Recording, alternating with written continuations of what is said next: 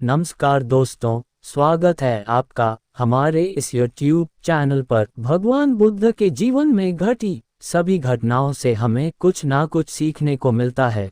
उनके द्वारा कही गई बातों का अगर सही अर्थ निकाल पाए तो उसमें जीवन जीने की कला की चाबी छुपी हुई है। बुद्ध से ईश्वर के संबंध में अक्सर यह सवाल पूछा गया कि ईश्वर है या नहीं। बुद्ध, आप ईश्वर को मानते हैं कि नहीं? और बुद्ध द्वारा हर बार एक अलग ही जवाब दिया जाता था।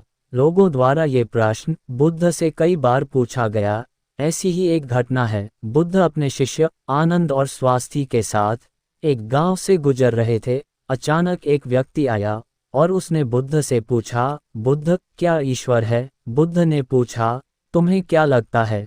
उस व्यक्ति ने जवाब दिया, मुझे तो लगता है ईश्वर है, पर आपका क्या ख्याल है?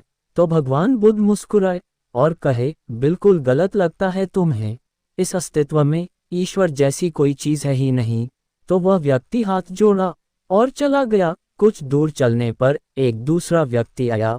उसने बुद्ध से पूछा, बुद्ध, मैं कई दिन से परेशान हूँ, मुझे लगता है कि ईश्वर की बातें महज बकवास है।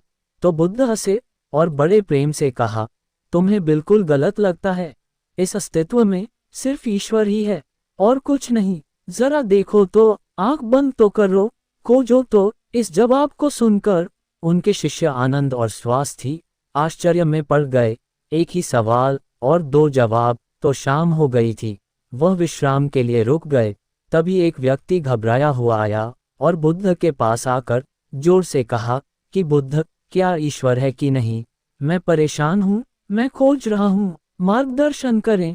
तीसरे व्यक्ति के सवाल पर बुद्ध चुप ही रहे, कुछ नहीं बोले। वो सिर्फ मौन होकर अपनी आंखें बंद कर लिए। अब आनंद और स्वास्थी के आश्चर्य का ठिकाना न रहा। वे सोचने लगे कि एक जैसे तीन सवाल और अलग अलग जवाब। अब उन दोनों को भगवान बुद्ध की चुप्पी हैरान कर गई। व्यक्ति के जाते ही आनंद ने उनसे पूछा कि सुबह जब उस पहले व्यक्ति ने पूछा तो आपने कहा हाँ, दोपहर में जो दूसरे व्यक्ति ने कहा तो आपने कहा नहीं, और शाम को आप मौन रह गए। भगवान, तीन व्यक्ति एक ही तरह के सवाल लेकर मिले, लेकिन मैं हैरान हूँ कि आपने तीनों को अलग अलग जवाब दिए। मुझे कुछ समझ में नहीं आ रहा है। तो भगवान बुद्ध मुस्कुराए और जवाब दिए, आनंद, जो पहला व्यक्ति आया था उसने मान लिया था कि ईश्वर है, तो मैं उसकी मान्यता को मिटा देना चाहता था कि वह खोजना शुरू करें। ईश्वर है यह मानकर बैठ ना जाए, वो सत्य तक पहुँचे और उसका अनुभव करें। और दूसरे व्यक्ति ने भी मान लिया था कि ईश्वर की बातें बकवास है। मैंने उसकी धारणा को भी मिटा दिया ताकि वह भी खोजें कि ईश्वर है या नहीं। और तीसरा व्यक्ति अभी संशय में था, वह खोज रहा था, इसलिए मैं मौन रह गया। यहाँ पर मौन रह जाना ही उचित था। दोस्तों, भगवान बुद्ध के बारे में ये प्रचलित था कि वह किसी भी प्रश्न का जवाब सीधे नहीं देते थे। उनके जवाब रहस्य से भरे हुए होते थे। तो थोड़ी देर सुनने के बाद उनकी शीश स्वास्थी ने कहा कि मुझे ईश्वर के बारे में आपसे सुनना है।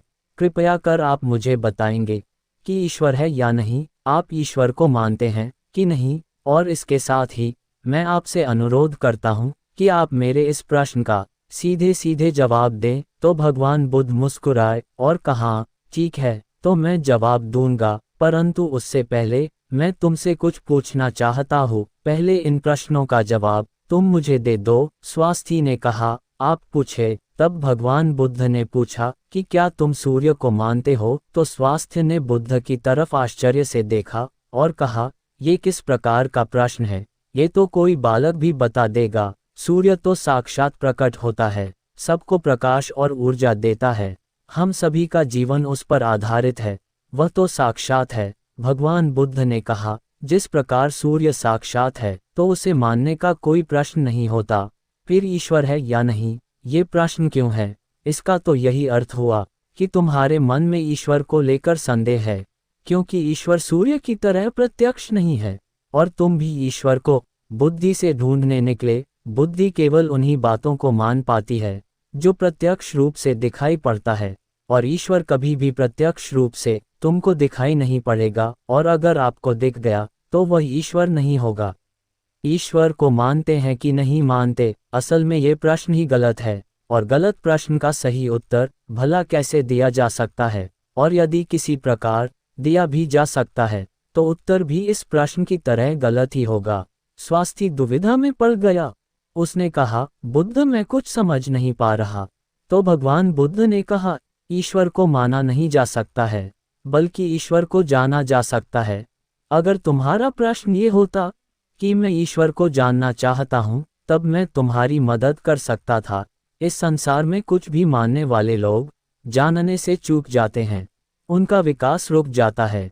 जिनका स्वयं का कोई मोल नहीं होता और सत्य क्या है कभी नहीं जान पाते। जान केवल वही पाता है जो निरंतर खोज रहा है। जानने की यात्रा थोड़ी मुश्किल है, लेकिन मानना बहुत आसान है। मानने में न कोई खर्च है और ना ही कोई परिश्रम। कह दिया किसी ने आपको, समझा दिया और आपने मान लिया। लेकिन मानकर रुक जाने वाले लोग इस संसार के सबसे अभाज्य प्राणी हैं। बौद्ध के बिना ज्ञान व्यर्थ है। तो अगले दिन सुबह वही जिज्ञासु जिसके प्रश्न पर बुद्ध शाम को मौन हो गए थे, फिर से आए और उसने बुद्ध से प्रश्न किया, हे बुद्ध, आप शाम को मौन हो गए थे। मेरे जीवन का एक ही लक्ष्य रहा है कि मैं ईश्वर को खोज लूं। वह कहाँ है, कैसा है, उनसे ब्रह्म ज्ञान की प्राप्ति करूं। और मैंने सुना है आपको ब्रह्म ज्ञान उपलब्ध हुआ है, तो आप अवश्य ही ईश्वर से मिले होंगे। तो क्या आप ईश्वर की खोज में मेरी सहायता करेंगे? तो बुद्ध ने कहा, जिसे तुम खोज रहे हो उसे तुम कहाँ कहाँ खोजाते हो? जिज्ञासु बोला, बुद्ध, मैंने सभी तीर्थ, सभी मंदिर और पूरी दुनिया का भ्रमण किया। यज्ञ, हवन, बड़ी बड़ी अनुष्ठान, व्रत सब पूरे किए। मैंने उस सभी कार्य के जो मुझे ईश्वर प्राप्ति के लिए कहे गए थे, लेकिन फिर भी मुझे आज तक ईश्वर नहीं मिले। तब मुझे किसी ने बताया कि आपको परम ज्ञान उपलब्ध हुआ है। इसका मतलब आपने ईश्वर को जरूर देखा होगा। तो क्या आप मेरी सहायता करेंगे? बुद्ध ने कहा, मेरा एक सफ़ेद मोती खो गया है, मैं उसी को खोज रहा हूँ। कि तुम मेरी सहायता कर सकते हो? और जिज्ञासु बोला, हाँ, मैं बिल्कुल कर सकता हूँ। मैं अभी आपका मोती खोज कर दे देता हूँ। तो मोती ढूंढने लगा। धीरे धीरे समय बीतता जा रहा था। काफी समय ढूंढने के बाद भी मोती नहीं मिला। तो अब वो बुद्ध के पास गया और बोला, मैंने बहुत ढूंढा, पर वह मोती मुझसे नहीं मिल पाया। ये सुनकर बुद्ध ने कहा, जब तुम मोती मुझे ढूंढ कर दे दोगे, तभी मैं तुम्हारी कोई सहायता कर पाऊंगा। क्या तुम्हें अपने सवालों का जवाब नहीं चाहिए? तो वो जिज्ञासु फिर मोती ढूंढने लगा, लेकिन काफी समय बीत जाने बाद वो बुद्ध के पास आकर बोला, अब ठीक से याद करके बताए कि वो मोती कहाँ खोया था। तो भगवान बुद्ध ने मुस्कुराते हुए कहा, वह मोती तो मेरी कुटिया में खोया था। तब वह व्यक्ति बहुत झुंझला गया और कहने लगा कि आप मुझे मूर्ख बना रहे हैं। आप केवल ज्ञानी होने का ढोंग करते हैं। आपको इतना नहीं पता कि जो चीज कुटिया में खो गई है वह बाहर कैसे मिल सकती है? कुटिया में ही मिलेगी। आपको उसे वही खोजना चाहिए था। तो बुद्ध मुस्कुराते हुए बोले, मैं भी तो तुम्हें यही समझाना चाहता हूँ। जो चीज तुम्हारे भीतर खो गई है वह चीज तुम्हें बाहर कैसे मिलेगी? तुमने कई वर्षों तक बाहर खोजबीन की, एक पल के लिए भी तुमने उसे अपने भीतर खोजा। उसे अपने अंदर खोजो, तब तुम्हें वो ज्ञान मिल जाएगा। ये सुनकर जिज्ञासु बोला, हे बुद्ध, आपकी बात तो मैं समझ गया, लेकिन अभी भी मैं यह नहीं समझ पा रहा हूँ कि मैं अपने अंदर क्या खोजूं। बुद्ध बोले, तुम अपने ईश्वर को खोजना चाहते हो, पर क्या तुमने कभी अपने आप को खोजा है? जिज्ञासु बोला, वह मैं अपने आप को जानता हूँ। मैं अपना नाम, पद, काम, परिवार, जब से मैंने जन्म लिया है तब से वह सभी चीजें जानता हूँ। मैं कुछ भी नहीं भूला। तो फिर मुझे और अपने बारे में क्या जानने की जरूरत है? मैं क्या जानूं? तब उसने कहा, अभी बताओ, इस समय तुम्हारे सबसे नजदीक कौन है? जिज्ञासु बोला, इस समय तो आप ही मेरे नजदीक हैं। बुद्ध ने कहा, मुझसे भी ज्यादा नजदीक कौन है? उसने कहा, आपसे ज्यादा नजदीक तो हवा है। बुद्ध ने कहा, हवा से ज्यादा नजदीक क्या है? जिज्ञासु सोचकर बोला, हवा से ज्यादा नजदीक तो मेरे वस्त्र हैं। तब बुद्ध ने कहा, और इन वस्त्र से ज्यादा नजदीक क्या है? तो जिज्ञासु बोला, इनसे ज्यादा नजदीक तो कुछ भी नहीं है। तब तो मैं स्वयं हूँ। बुद्ध ने कहा, अपनी आंखें बंद करो, बिल्कुल शांत होकर अपने अंदर खोजो, तुम्हारे अंदर क्या है। विचारों को हटा दो और ध्यान दो, तुम्हारी नज़दीक क्या है। थोड़ी समय बाद बुद्ध उससे पूछते हैं, तुम्हारे सबसे नज़दीक क्या है। जिज्ञासु बोला, पहले ऐसे लगा मेरी सांसें मेरे सबसे ज़्यादा नज़दीक है, पर धीरे धीरे मेरी सांसें मुझसे दूर होती चली गई। तब मुझे ऐसा लगा कि मेरी दिल की धड़कन मेरे सबसे ज़्यादा नज़दीक है, पर वह भी धीरे धीरे मुझसे दूर हो गई। मैं खुद से ही दूर हो गया, मुझे अलग अनुभव हुआ, मैं कहीं नहीं हूँ, फिर भी हूँ। मैं इस चीज़ को अभी भी नहीं समझ पा रहा। यह क्या है? बुद्ध मुस्कुराए और बोले, अब तुम सही खोज कर रहे, शीघ्र ही तुम्हें तुम्हारा मोती मिल जाएगा। वह जो तुम्हें समझ नहीं आ रही थी, वह समझ आ जाएगी। ये सुनकर जिज्ञासु ने बुद्ध से अपनी अभद्रता के लिए माफ़ी मांगी और उनका आभार व्यक्त किया कि आपने मुझे ज्ञान का रास्ता दिखाया। तो ईश्वर को मानो नहीं, जानो। जब तुम ईश्वर को जान जाओगे, उसका स्वाद चख लोगे, तब तुम भी उस बात को किसी को बता नहीं पाओगे, उस ईश्वर की सीधी व्याख्या नहीं कर पाओगे, लेकिन दूसरों को ईश्वर का स्वाद चखने में मदद कर सकते हैं। बुद्ध तब संबंधित प्रश्न, जैसे ईश्वर, आत्मा से संबंधित प्रश्नों से बचा करते थे, उनका उत्तर नहीं देते थे, और अगर कहीं व्यवस्था पड़ी, उसका उत्तर देना पड़ा, तो उदाहरण के माध्यम से समझाने का प्रयास करते थे। उन्होंने भी ईश्वर का वर्णन किया। उनके अनुयायियों ने अलग अलग समुदाय बना लिया और अपने ईश्वर को सही और दूसरे के ईश्वर को गलत मानने लगे।